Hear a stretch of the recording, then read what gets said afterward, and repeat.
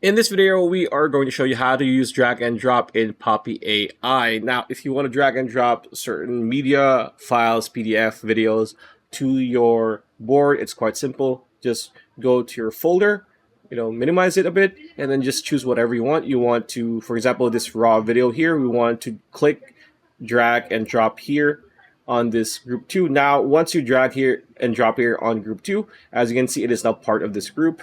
Which you can now use for this board, and you can just say, hey Poppy, while typing, of course, can you summarize the video in group 2, right? You can do that. So yeah, that is how you drag and drop everything. This works for videos. Of course, videos will take more time to upload. It works for PDFs, for documents, for sheets, everything, even for links, right? If you have a link, you can just that's different. That's Control V, of course. And if you're interested in trying out Poppy AI, you can get a $25 off discount when you click on the link in the description we have provided below. Pretty much it. That's the video. Hope you liked it. Like, comment, share, subscribe, ring that bell icon. We'll see you on the next video.